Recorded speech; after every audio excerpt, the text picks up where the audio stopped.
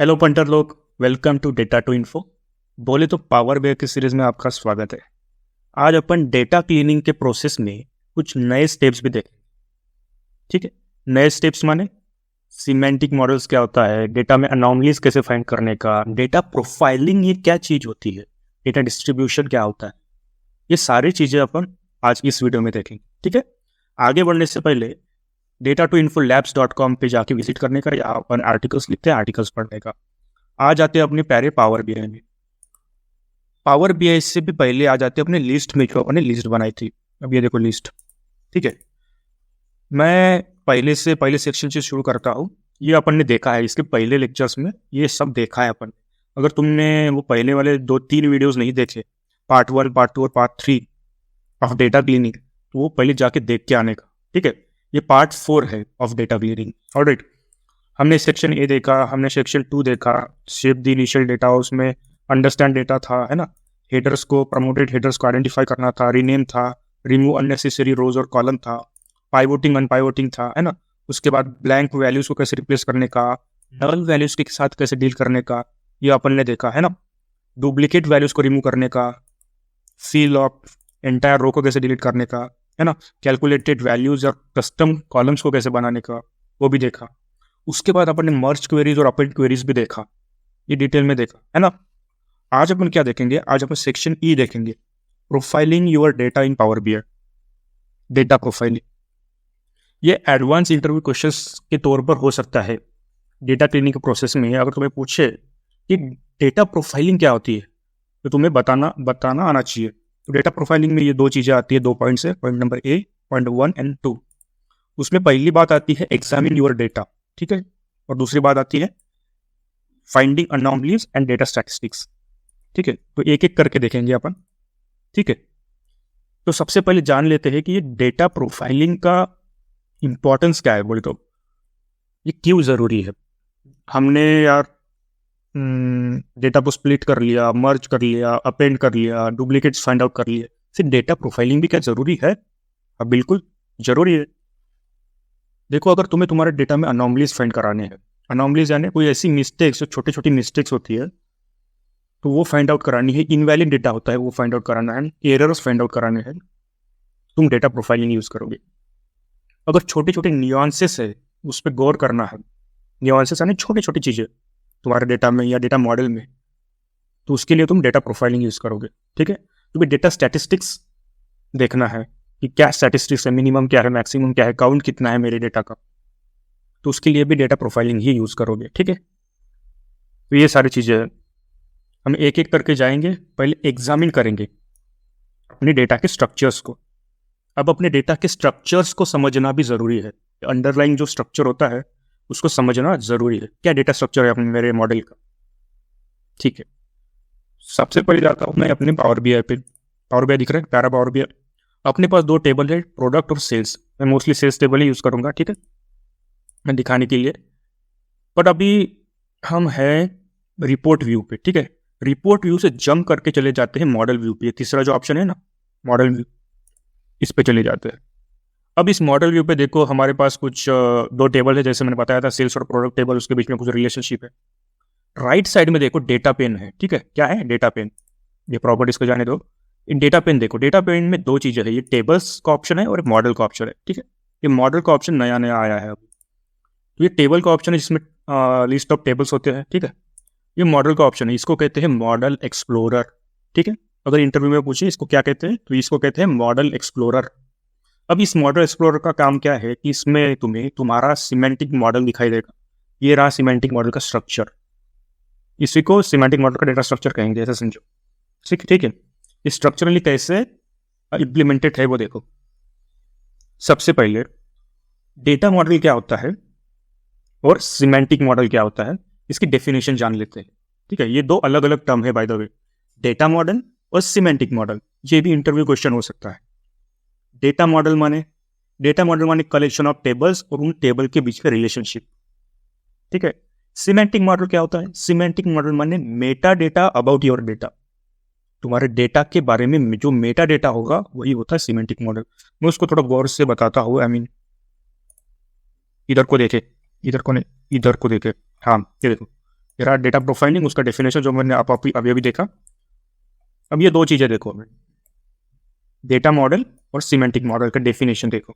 ठीक है, data model क्या होता है? It is a collection of tables and relationships between them that are used to create reports and visualisations. ठीक है, जैसे मैंने बताया था, टेबल्स और उसके रिलेशनशिप्स होते हैं, उसको कहते हैं डेटा मॉडल। जब भी तुम किसी सोर्स से डेटा लेके आओगे पावर बीआई में, है ना, नंबर ऑफ टेबल्स लेके आओगे, तो एक मॉडल क्रिएट हो जाएगा। ठीक है, उस मॉडल से एक सिमेंटिक मॉडल भी तैयार हो जाएगा। समझे? सिमेंटिक मॉडल माने क्या? सिमेंटिक मॉडल माने it is all the Meta data about your data and it impacts how your data shows in reports and dash queries.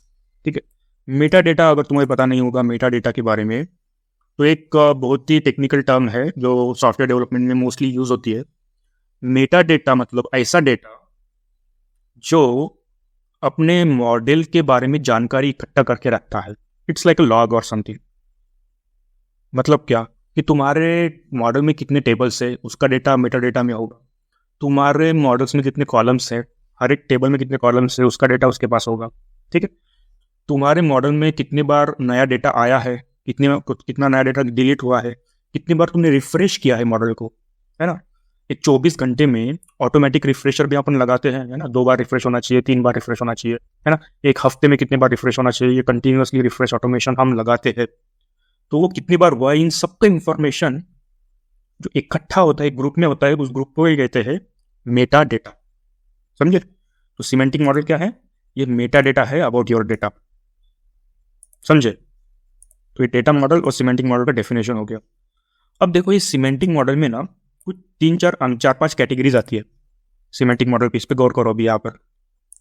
Semantic model में आती है कैलकुलेशन ग्रुप्स, फिर आते कल्चर्स, फिर आते मेजर्स, पर्सपेक्टिव्स, रिलेशनशिप्स, रोल्स और tables. ठीक है, अब ये सब क्या है भाई? इसके काउंट दिखाई देते हैं आप। ठीक है, ये अपने सिमेंटिक मॉडल में कैलकुलेशन ग्रुप्स कितने हैं, कल्चर्स कितने हैं, मेजर्स कितने हैं, टेबल्स कितने हैं, रिलेशनशिप्स कितने हैं, पर्सपेक्टिव्स कितने हैं, रोल्स कितने हैं। तो ये सारी चीज़ें दिखाई देगी। तो हम इसको एक एक करके जानते हैं। पहले आ जाते हैं अपने पावर बीआई पे। ये देखो पावर बीआई, यहाँ पे मॉडल एक्सप्लोरर पे ये तुम्हें सिमेंटिक मॉडल दिखाई दे रहा है। तुम इस सिमेंटिक मॉडल पे क्लिक मारोगे इधर को, तो ये जो प्रॉपर्टीज वाला टैब है ना, ये ओपन हो जाता है। देखो, ये जो प्रॉपर्टीज वाला टैब है लेफ्ट साइड में, आई मीन टैब नहीं, ये पेन है, प्रॉपर्टीज वाला पेन, वो ओपन हो जाता है। और इस जनरल टैब में देखो, यहाँ पर तुम उसकी प्रॉपर्टीज दिखाई देगी। जैसे नाम हो गया मॉडल का नाम, ठीक है, उसका डिस्क्रिप्शन अगर तुम देना चाहो तो तुम डिस्क्रिप्शन दे सकते हो। जैसे दिस इज डेमो मॉडल, है ना, डेमो मॉडल। तो इस तरह से डिस्क्रिप्शन दे सकते हो तुम्हारे सिमेंटिक मॉडल का। ठीक है, वो कौन से सर्वर पे रन कर रहा है वो पता चलेगा। ये मेरा लोकल होस्ट है, लोकल पे रन कर रहा है इसलिए। ठीक है, तुम्हारा कल्चरल क्या है, कल्चर्स क्या है वो बताएगा। ठीक है, मैं बताता हूँ कल्चर्स मतलब क्या होता है। और उसके नीचे एक ऑप्शन है, देखो ये जो ऑप्शन है डिस्करेज इम्प्लिसिट मेजर्स, इसको ये समझने वाली चीज़ है। ये ना एडवांस इंटरव्यूज में काम आता है ये ऑप्शन। बट पूछा जा सकता है इस सवाल कि भाई ये डिस्करेज इम्प्लिसिट मेजर्स ऑप्शन जो होता है, इसके बारे में थोड़ा कुछ बताओ। अभी देखो, ये ऑप्शन ऑफ है। क्या लिखा है? नो भी लिखा है ना। तो ये इनेबल नहीं है, ये डिसेबल है फिलहाल। जब इसको इनेबल करने के बाद क्या होता है वो जानते हैं। अभी समझो, तुम नॉर्मली जब मेजर क्रिएट करते हो और ये इम्प्लिसिट मेजर, इसमें क्या अंतर है? जब तुम नॉर्मली मेजर क्रिएट करते हो तुम डैक्स फंक्शंस लिखते हो, करेक्ट, और तुम्हें वो दिखाई देता है कि मेजर क्रिएट हो गया है। अब इम्प्लिसिट मेजर्स ये होते हैं जो ऑटोमेटिकली बैकएंड में ऑटोमेटिकली क्रिएट हो जाते हैं, इम्प्लिसिटली क्रिएट हो जाते हैं। अब ये इम्प्लिसिटली क्रिएट कैसे होएगा भाई? अब ये समझ में नहीं आया, ये थोड़ा समझाओ। मैं अभी बताता हूँ। एक मैं क्या करता हूँ, एक डेमो से बताता हूँ। अब देखो, ये जो डिस्करेज इम्प्लिसिट मेजर है ये ऑफ है बाय द वे। ये ऑफ के लिए क्या सिनेरियो होगा और ऑन के लिए क्या सिनेरियो होगा मैं ये बताता हूँ। पहले ऑफ के लिए बता देता हूँ। हम चले जाते हैं रिपोर्ट व्यू पे। रिपोर्ट व्यू पे मेरे पास टेबल है, सेल्स का टेबल है। ठीक है, उसमें रीजन का फील्ड है और यूनिट्स का फील्ड है। मैं उसको पकड़ के एक विजुअलाइजेशन बनाता हूँ। लेट से मैं पाई चार्ट लेता हूँ, मैं पाई चार्ट को ऐसे ड्रैग कर लेता हूँ, जैसे ओढ़ लेता हूँ यहाँ पर ऐसे ही छू। बहुत बढ़िया। अब देखो, मैं रीजन लेता हूँ मेरे सेल्स टेबल से ऐसे ड्रैग करके अपनी विजुअल पे डाल देता हूँ। क्या कर रहा हूँ मैं? ड्रैग करके विजुअल पे डाल देता हूँ। बहुत बढ़िया। अब यूनिट्स देखो, तो जब मैं यूनिट्स को ट्रैक करता हूँ और अपनी विजुअल पे डालता हूँ तो क्या होता है कि विजुअल तैयार हो जाता है ना। पहले ब्लैंक विजुअल था, जब मैंने ड्रैग किया, ऐसे ड्रैग करके जो मैंने विजुअल पे डाला तो एक विजुअल तैयार हो गया। अब ये कैसे हुआ भाई? ये पावर बीआई को कैसे समझा कि जब मैं कोई फील्ड ट्रैक कर रहा हूँ मेरे विजुअल पे तो मेरे लिए एक विजुअल तैयार करके दिया अप्रोप्रिएटली? ये कैसे समझा उसको? तो behind the hood implicitly power BI ने क्या किया, एक मेजर क्रिएट किया। इसी को कहते हैं इम्प्लिसिट मेजर। ये ऑटोमेटिकली क्रिएट हो जाता है जब तुम ड्रैग करते हो कुछ भी, है ना। देखो मैं फिर से एक बार ड्रैग करके बताता हूँ। इसको निकाल देता हूँ और फिर से एक बार ऐसे जब ड्रैग करता हूँ तो विजुअलाइजेशन पेन में देखो नीचे जो वैल्यूज फील्ड है उसमें वो यूनिट्स का कॉलम चला गया, है ना, और हमें विजुअलाइजेशन दिखाई दे रहा है। समझ में आया? क्योंकि वो इम्प्लिसिटली एक मेजर क्रिएट हो गया, उसने इम्प्लिसिटली उसका एक डैक्स का फॉर्मूला भी बना दिया होगा। ठीक है, समझे? तो ये इम्प्लिसिट है, वो हमें दिखता नहीं है। अब हम आ जाते हैं मॉडल व्यू पे। अब इसको करते हैं हम enable. Discrete implicit measure option को करते हैं इनेबल। अब देखते हैं इनेबल होने के बाद कैसे वर्क करता है। मैं वापस चला जाता हूँ, ये देखो मैं यूनिट निकाल देता हूँ। अब यूनिट में फिर से डालने की कोशिश करता हूँ। अब देखो ये यूनिट को मैं फिर से ड्रैग करने की कोशिश करता हूँ अपनी विजुअल पे। तो तुम देखोगे मैं वेट कर रहा हूँ पर वो विजुअल तैयार हो नहीं रहा, है ना। ये रीजन है सिलेक्टेड, नो प्रॉब्लम, बट ये पूरा जो विजुअल तैयार हो जाना चाहिए इम्प्लिसिट मेजर क्रिएट करके, वो नहीं हो पा रहा है। क्यों नहीं हो पा रहा है? क्योंकि हमने डिस्क्रीट इम्प्लिसिट मेजर ऑप्शन को इनेबल कर दिया है अभी। अब ये क्या करता है, ये इम्प्लिसिटली जो मेजर क्रिएट होते हैं उसको रोक देता है। क्या करता है? उसको वो रोक देता है वहीं पे। समझे? तो ये काम है उसका। आई होप तुम्हें समझ में आया होगा। ये बाय डिफॉल्ट ऑफ ही रहता है, ठीक है, ये बाय डिफॉल्ट ऑफ ही रहता है। तो मैं इसको ऑफ कर देता हूँ। अब इसके बारे में और एक चीज जान लो कि तुम implicit discourage implicit measure enable करने से पहले अगर तुम्हारे पास कोई इम्प्लिसिट मेजर होगी ना तो वो कंटिन्यूसली वर्क करेगी, उसका कुछ उस पर कुछ इम्पैक्ट नहीं आएगा। ठीक है, ये ऑप्शन इनेबल करने के बाद अगर तुम कोई मेजर इम्प्लिसिटली क्रिएट करना चाह रहे हो तो वो क्रिएट नहीं होएगा। समझ में आ गई? That is enough for this. अब आ जाते हैं अपनी सिमेंटिक मॉडल पे भाई। अब इस सिमेंटिक मॉडल पे क्या करते हैं, इसको थोड़ा एक अलग ठीक से समझते हैं, एक एक चीज को जो सब कैटेगरीज इसमें वो समझते हैं। नीचू से शुरुआत करते हैं। ठीक है, एक मिनट। हाँ, नीचे से शुरुआत करते हैं। देखो नीचे क्या है भाई, टेबल। तो टेबल में क्या दिखाई दे रहा है, नंबर ऑफ टेबल्स कितने हैं, 2। यहाँ पे 2 दिखाई दे रहा है ब्रैकेट में, यहाँ पे काउंट बताता है ब्रैकेट में। ठीक है, अपने पास प्रोडक्ट और सेल्स का टेबल है, बहुत बढ़िया। उसके ऊपर क्या है, रोल्स। तो ये क्या बताता है कि क्या रोल्स है तुम्हारे सिमेंटिक मॉडल में। सिक्योरिटी रोल्स जिसको कहते हैं। ठीक है, तुम मेंबर को एक्सेस दे रहे हो कि किसी पर्टिकुलर रीजन को एक्सेस दे रहे हो, तो उसमें क्या रोल्स है उसका, उनका मेंबर का रोल है या व्यूअर का रोल है या एडमिन का रोल है ना। ये सिक्योरिटी रोल्स जो होते हैं वो कितने रोल्स है तो उसका डेटा तुमको यहाँ पे दिखाई देगा। उसके ऊपर है रिलेशनशिप्स। रिलेशनशिप्स कितने हैं अपने पास डेटा में, इस डेटा मॉडल में, है ना। मेरे पास फिलहाल एक ही रिलेशनशिप है। देखो इस एक रिलेशनशिप मतलब एक प्रोडक्ट और सेल्स टेबल के बीच में एक रिलेशनशिप है, 1 to many रिलेशनशिप। ठीक है, तो ये आपको यहाँ से दिखाई देगी रिलेशनशिप। अब इस रिलेशनशिप पे जब तुम क्लिक मारोगे तो तुम्हें वो रिलेशनशिप का बताएगा दोनों टेबल के बीच में। ठीक है, इसके आगे 3 डॉट्स है, तुम उस डॉट को क्लिक करोगे तो यहाँ पे कुछ ऑप्शंस आते हैं।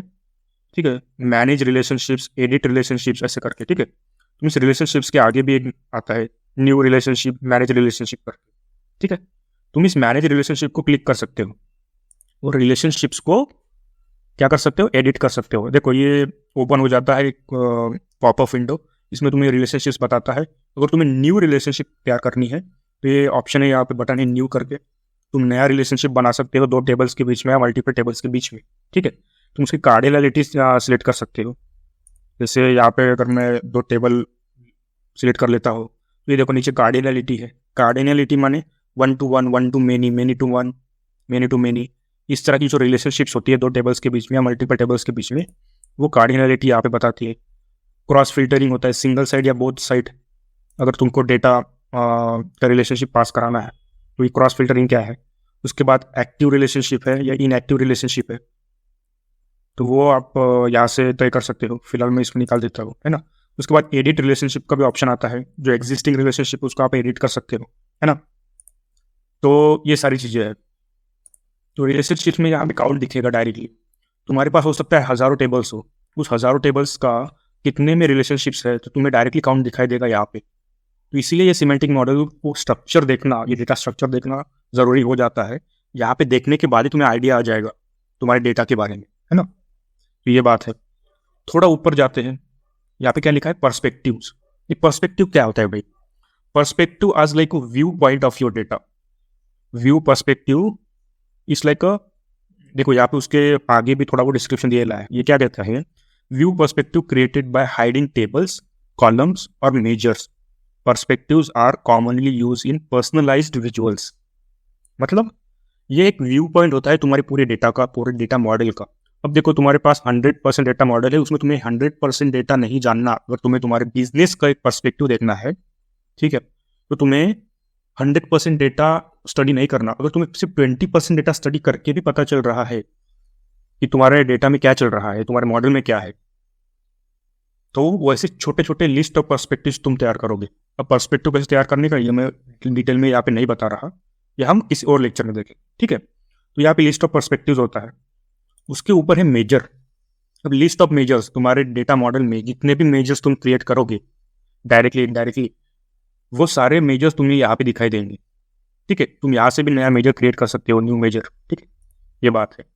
उसके ऊपर आते हैं कल्चर्स। ये कल्चर्स क्या होता है भाई? View translated versions of the data model, ये होता है कल्चर्स। मतलब अब तुम्हें तुम्हारा डेटा मॉडल इंग्लिश में दिखाई दे रहा है, तुम्हारा जो सोर्स था, तुम्हारा डेटा आया जहाँ से, वो इंग्लिश में था। अब दुनिया में एक ही लैंग्वेज थोड़ी है, अलग अलग लैंग्वेज है। डच लैंग्वेज है, फ्रेंच लैंग्वेज है, फिलिपिनो लैंग्वेज है। तो उस अलग अलग लैंग्वेज में के भी कुछ मॉडल्स होते हैं, तो वो ट्रांसलेट करके तुम देख सकते हो कि कितने ट्रांसलेशन से तुम्हारे मॉडल। हमारे पास फिलहाल एक ही ट्रांसलेशन है, इसको तुम एक्सपांड करोगे तो दिखाई देगा ईएन। ईएन माने इंग्लिश, यूएस माने यूएस का इंग्लिश लैंग्वेज, तो उसी का वो मॉडल है, ठीक है, उस लैंग्वेज में है। बहुत बढ़िया। उसके ऊपर आते हैं कैलकुलेशन ग्रुप्स, क्योंकि कैलकुलेशन ग्रुप बड़ा इंपॉर्टेंट टॉपिक है। ये कोई नया टॉपिक नहीं है, पावर बीआई में पहले भी था बाय द वे, ठीक है। तुम यहीं से नया कैलकुलेशन ग्रुप भी क्रिएट कर सकते हो। ये कैलकुलेशन ग्रुप वाला जो ऑप्शन है, ये पहले भी ऊपर रिबिन में कहीं पर भी हुआ करता था, ठीक है। इन्होंने यहाँ पे मॉडल एक्सप्लोरर पे भी डाल दिया, ये बहुत अच्छा किया। अब कैलकुलेशन ग्रुप क्या होती है, मैं इसके बारे में डिटेल में वीडियो बनाऊंगा, और अभी फिलहाल एक डेफिनेशन बता देता हूँ कि काहे के लिए यूज होता है। तुम ऐसा समझो कि तुम अपने मॉडल में बहुत सारे मेजर्स बनाओगे, है ना। तुम सेल्स के लिए मेजर बनाओगे, तुम डिस्काउंट के लिए मेजर बनाओगे, तुम यूनिट्स के लिए मेजर बनाओगे, है ना, तुम्हारे टेबल में। और सेल्स के लिए तुमने 10 मेजर बना लिए, डिस्काउंट के लिए भी तुमने सेम 10 मेजर बना लिए। मेजर यानी एक सम का मेजर हो गया जो सम फाइंड आउट कर रहा है, एक एवरेज का मेजर हो गया जो एवरेज फाइंड आउट कर रहा है ना, एक काउंट का मेजर हो गया, एक मिनिमम मैक्सिमम। तो इस तरह के तुम बहुत सारे मेजर बना रहे हो, और बहुत कॉम्प्लिकेटेड हो जाता है इतने सारे मेजर्स बनाना, टाइम बहुत चला जाता है। तो कैलकुलेशन ग्रुप्स क्या करता है, वो बोलता है भाई तुम इतने सारे मेजर्स क्यों बना रहे हो और हर एक मेजर में सेम लॉजिक लिख रहे हो। तुम एक काम करो, वो एक लॉजिक एक ही बार में मेरे अंदर लिख लो और मुझे ही हर जगह पे यूज कर लो, है ना, इतना आसान है। तो कैलकुलेशन ग्रुप्स ने ये काम आसान कर दिया। ये क्या कर दिया उसने, reduce the number of redundant measures. उसने क्या किया, जो रिडंडेंट मेजर्स अपन क्रिएट करते थे उसका नंबर रिड्यूस कर दिया। इसके लिए कैलकुलेशन ग्रुप्स होते हैं। तो ये है अपना सिमेंटिक मॉडल, ठीक है। जैसे तुम सिमेंटिक मॉडल पे क्लिक करोगे, तुम्हें राइट साइड में यहीं पे वो प्रॉपर्टीज आ जाएगी। जैसे तुम रिलेशनशिप में चले गए तो तुम यहाँ पे रिलेशनशिप्स के प्रॉपर्टीज को हैंडल कर सकते हो, ठीक है। तुम यहाँ पर भी अगर तुम न्यू रिलेशनशिप पे गए तो तुम यहीं पे रिलेशनशिप बना सकते हो, एक नया पॉपअप ओपन नहीं होगा। तो ये भी उन्होंने उसका ख्याल रखा है, ठीक है। तो ये सारी चीज़ें आ जाती है, ये देखो ये सारी चीज़ें आ जाती है एग्जामिन डेटा स्ट्रक्चर्स में। हमने एग्जामिन डेटा स्ट्रक्चर में क्या देखा, सिमेंटिक मॉडल क्या होता है वो देखा, डिस्क्रीट इम्प्लिसिट मेजर्स देखा, है ना, मैनेज रिलेशनशिप्स देखा। तो ये सब थ्योरी पार्ट है, इसको बस सुन लो तुम लोग, है ना। तो ये पॉइंट 1 क्रिएट हो गया, कंप्लीट हो गया। अब पॉइंट 2 देखो, पॉइंट 2 बड़ा इंपॉर्टेंट है। इसमें क्या होता है, find data anomalies and data structures. तो तुम्हारे डेटा में डेटा स्टैटिस्टिक्स, सॉरी, तुम्हारे डेटा में डेटा स्टैटिस्टिक्स क्या है, उसका डिस्ट्रीब्यूशन क्या है, अनॉमलीज क्या क्या है, तो वो जानते हैं, ठीक है। ये देखो मैं आ जाता हूँ अपने रिपोर्ट व्यू पे, ठीक है, मैं इसको निकाल देता हूँ, ये विजुअल को। ठीक है, मेरे पास दो ये है टेबल्स है, प्रोडक्ट टेबल और सेल्स टेबल। ठीक है, मैं एक काम करता हूँ, सेल्स टेबल पे चला जाता हूँ, आई मीन सेल्स टेबल को पावर क्वेरी एडिटर पे ओपन कर लेता हूँ। ठीक है, मैं ट्रांसफॉर्म डेटा पे जाता हूँ, यही से इसको पावर क्वेरी एडिटर पे दिखाई देना चाहिए मेरे टेबल्स को। आइए देखो, पावर क्वेरी एडिटर पे मेरे टेबल्स दिखाई दे रहे हैं, प्रोडक्ट और सेल्स टेबल। ठीक है, अब मेरे टेबल्स में थोड़े बहुत एरर हो गए कहीं, तो मैं दिखाने की कोशिश करूंगा। ठीक है, अब ये डेटा प्रोफाइलिंग में ही आता है, ये जो अनॉमलीज फाइंड करना है ना, डेटा का डिस्ट्रीब्यूशन या स्टैटिस्टिक्स चेक करना, ये डेटा प्रोफाइलिंग में ही आता है। तुम जाओगे कहाँ पे, ये जो रिबन है, तुम जाओगे व्यू टैब पे। ठीक है, व्यू टैब पे जाने के बाद तुम जाओगे ये कॉलम डिस्ट्रीब्यूशन, ये कॉलम डिस्ट्रीब्यूशन ऑप्शन है, डेटा प्रीव्यू ग्रुप में कॉलम डिस्ट्रीब्यूशन ऑप्शन है ना, तुम कॉलम डिस्ट्रीब्यूशन को करो क्लिक। अब तुम देखो, अब तुम्हारे डेटा में कुछ तो भी चेंज हो गया, तुम्हारे जो कॉलम्स थे उसके ऊपर ना यार डंडियां बन के आ गई। ये क्या है डंडी? ये देखो, ये यहाँ पे कुछ डिस्ट्रीब्यूशन बता रहा है तुम्हारे डेटा का, कुछ बार्स बता रहा है, बार चार्ट देखे। ये क्या बता रहा है कि कितने डिस्टिंक्ट वैल्यूज है तुम्हारे उस कॉलम में, उस पर्टिकुलर कॉलम में तुम्हारे कितने डिस्टिंक्ट वैल्यूज है और कितनी यूनिक वैल्यूज है, उसका परसेंटेज बता रहा है। ठीक है, जैसे हर एक कॉलम पे जाओगे तो उसका डिस्टिंक्ट वैल्यूज कितना है और यूनिक वैल्यूज कितना है वो बता रहा है। तो कहीं कहीं कॉलम पे वो डिटेक्ट नहीं कर पाता। ठीक है, पावर बीआई तो कुछ पर्टिकुलर कॉलम्स पे ही बताता है, जैसे न्यूमेरिकल कॉलम्स पे उसने डिटेक्ट कर लिया तो उसने बता दिया, है ना। तो ये चीजें है, ये होता है डिस्ट्रीब्यूशन, उसका डिस्ट्रीब्यूशन कितना है सॉरी, तो उसका डिस्ट्रीब्यूशन कितना है तो वो दिखाई दे रहा है, समझे। और एक चीज बताता हूँ, कॉलम क्वालिटी ये ऑप्शन है, उसको टिक मार देने का। अब देखो ऊपर और कुछ टर्म दिखाई दे रहे हैं, 3 टर्म है कॉलम क्वालिटी, वैलिड, एरर और एम्प्टी। कौन कौन से? वैलिड परसेंटाइल, एरर परसेंटाइल और एम्प्टी परसेंटाइल। तो इसका ये एक परसेंटेज में बताता है कि कितने परसेंट वैलिड डेटा है। अगर 100% वैलिड डेटा है तो 0% एरर होगा, 0% एम्प्टी होगा। करेक्ट, 100% वैलिड डेटा है अपने पास, बहुत बढ़िया। सेकेंड कॉलम में देखो, इसमें भी 100% है। तुम लास्ट कॉलम में देखो, एकदम लास्ट कॉलम में, यूनिट कॉलम में, ये वाले, यहाँ पे देखो वैलिड डेटा कितने परसेंट है, 62% है, और एम्प्टी डेटा कितना है, 38% है। ठीक है, तो ये बात है। यहाँ पे कुछ नल वैल्यूज भी है ना, तो इसीलिए उसने ये बताया ऐसे। डिस्टिंक्ट कितने हैं और यूनिक कितने हैं ये देखो, समझे। अगर तुम्हारे पास यूनिक वैल्यू 100% होगा, अगर तुम्हारे पास यूनिक वैल्यू 100% होगा किसी कॉलम में, इसका मतलब उस कॉलम में कोई डुप्लीकेट्स नहीं है और उस कॉलम में कोई नल वैल्यू नहीं है। ये समझ में आता है, ये कंक्लूजन निकाला तुमने ये 100% यूनिक देख के। ठीक है, यहाँ पर भी तुम्हें अगर 100% यूनिक दिखाई दे, मैं प्रोडक्ट कॉलम पे चला जाता हूँ, ये देखो 100% यूनिक, मतलब इसमें कोई डुप्लीकेट्स नहीं है और कोई नल वैल्यू नहीं है, ये बात है। तो ये इंटरव्यू क्वेश्चन है, बहुत कॉमन इंटरव्यू क्वेश्चन है कि डेटा प्रोफाइलिंग में ये जो कॉलम क्वालिटी है, इस कॉलम क्वालिटी में कितने टर्म्स आते हैं। तो 3 टर्म आते हैं, ये बताने का, वैलिड, एरर और एम्प्टी। ठीक है, ठीक है। उसके बाद एक और चीज आती है कॉलम प्रोफाइल। ये कॉलम प्रोफाइल का ऑप्शन भी क्लिक कर लेते हैं। ठीक है, जैसे कॉलम प्रोफाइल का ऑप्शन क्लिक करते हैं और नीचे डिस्ट्रीब्यूशंस दिखाई देते हैं और क्या दिखाई देते हैं, कॉलम स्टैटिस्टिक्स दिखाई देते हैं पर्टिकुलर कॉलम के। ठीक है, पहले डिस्ट्रीब्यूशन देख लेते हैं, ये क्या होता है। डिस्ट्रीब्यूशंस माने जो तुम्हें बार चार्ट में या फिर कॉलम चार्ट में तुम्हें डिस्ट्रीब्यूशन दिखाई देगा तुम्हारे डेटा का, ये कितने परसेंट डिस्ट्रीब्यूटेड है। ठीक है, और उसके लेफ्ट साइड में कॉलम स्टैटिस्टिक्स दिखाई दे रहा है। ठीक है, ये कॉलम स्टैटिस्टिक बड़ा इंपॉर्टेंट है। अब इस कॉलम स्टैटिस्टिक्स में ना 10-12 चीज़ें आती है।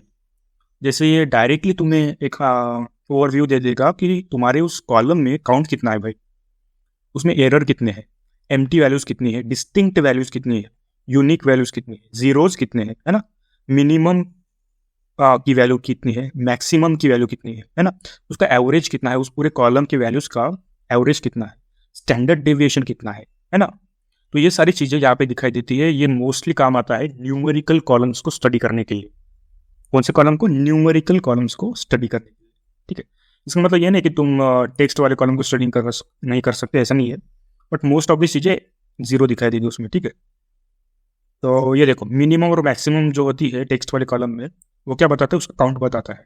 तो दिल्ली बहुत कम बार आया है, जो पुणे है वो मैक्सिमम बार आया है। तो ये चीज़ है।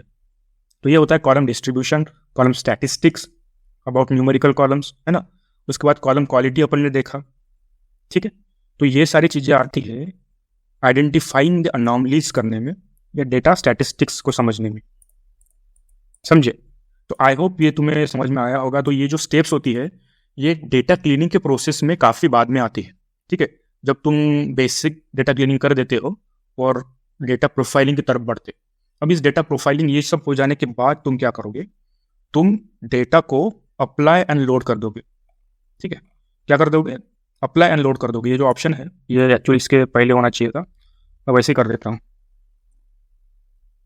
इसको यहाँ पर ऐसे कर देता हूँ, डाल देता हूँ।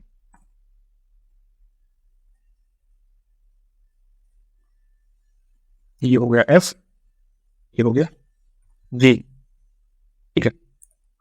और डेटा को लोड कर दो पावर BI डेस्कटॉप पे।